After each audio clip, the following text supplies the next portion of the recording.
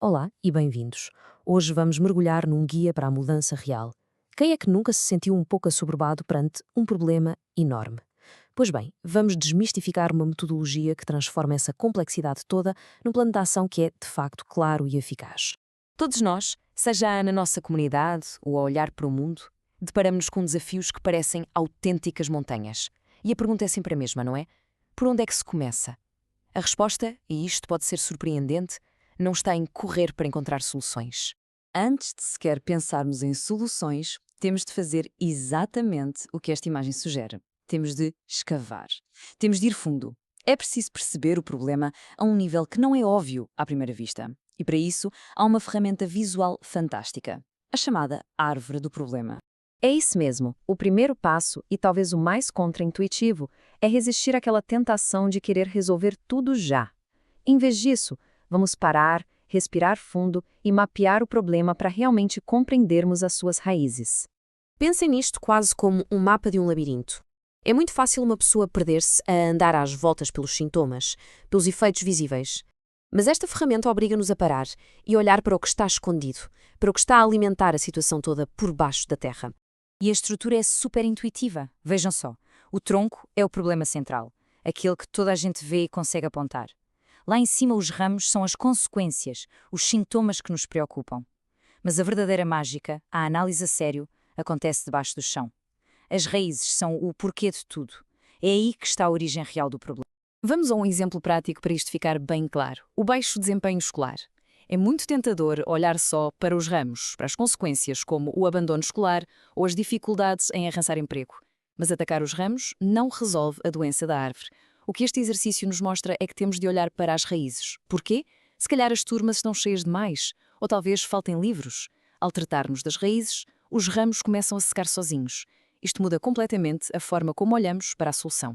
Ok, então já temos o diagnóstico, já percebemos a doença da nossa árvore. E agora? Como é que a transformamos numa árvore saudável e forte? Bem, para isso precisamos de um roteiro. E é aqui que entra a nossa segunda ferramenta-chave, a teoria da mudança. Muita atenção a estas duas palavras, como e porquê. Isto é absolutamente essencial. Uma teoria da mudança não é só uma lista de tarefas, é a nossa hipótese, é a nossa explicação lógica de como é que uma ação leva a um resultado que, por sua vez, nos leva ao nosso grande objetivo final. Exatamente. Uma boa teoria da mudança, no fundo, conta uma história. Uma história que faz sentido. Começa no problema, descreve as ações que vamos tomar e desenha o caminho, passo a passo, até ao impacto que queremos ter. É esta história que une toda a gente e que garante que todos estão a remar para o mesmo lado. Então, como é que se constrói esta história da mudança? Como é que se põe isto em prática? Bem, o processo é mais estruturado do que pode parecer à primeira vista. Vamos lá ver como é que as peças todas se encaixam.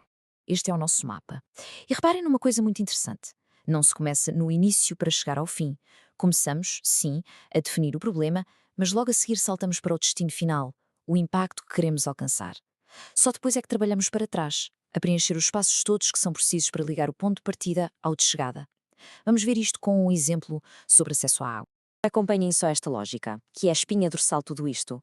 Se nós construirmos poços e dermos formação às pessoas, que são as nossas atividades, então teremos comitês de água a funcionar e poços bem mantidos, que são os nossos resultados. E se tivermos esses resultados, então vamos alcançar o nosso impacto final, que é reduzir doenças e fortalecer a comunidade. Estão a ver?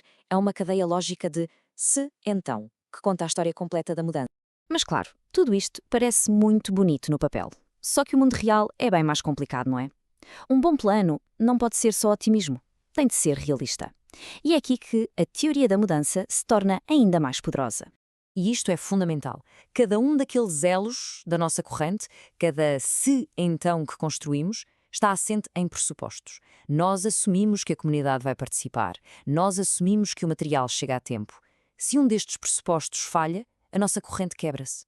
Portanto, o primeiro passo para nos protegermos dos riscos é identificar estes pressupostos. Se voltarmos ao nosso exemplo da água, vemos isto muito bem. Para cada passo que precisamos de dar para ter sucesso, perguntamos-nos, ok, e o que é que pode correr mal aqui? Se precisamos de furar poços, o risco é que o estudo geofísico esteja errado e não encontramos água. Se criamos um comitê, o risco é que ele deixe de funcionar passado uns meses. Isto não é pessimismo, é estratégia. Ao anteciparmos estes riscos, podemos criar planos B desde o início. Para percebermos mesmo o valor desta abordagem, vale a pena compará-la muito rapidamente com outras formas de planeamento mais tradicionais. Uma comparação muito comum é com o chamado marco lógico. Pensem assim, o marco lógico é como a planta de engenharia de um edifício. É linear, superestruturado, ótimo para gerir a construção e para monitorizar. A teoria da mudança, por outro lado, é o workshop criativo que acontece antes, com os arquitetos e os futuros moradores. É mais flexível, foca-se muito no porquê, e o seu grande objetivo é criar uma visão e uma história que todos partilhem, antes de se começar a construir. E é aqui que reside o verdadeiro poder disto. Não é só uma ferramenta para grandes organizações ou gestores de projeto, é uma mentalidade. Ensina-nos a pensar de forma crítica sobre como é que a mudança acontece de verdade, a ligar as nossas pequenas ações do dia-a-dia a um impacto muito maior e a contar uma história clara sobre o futuro que queremos construir.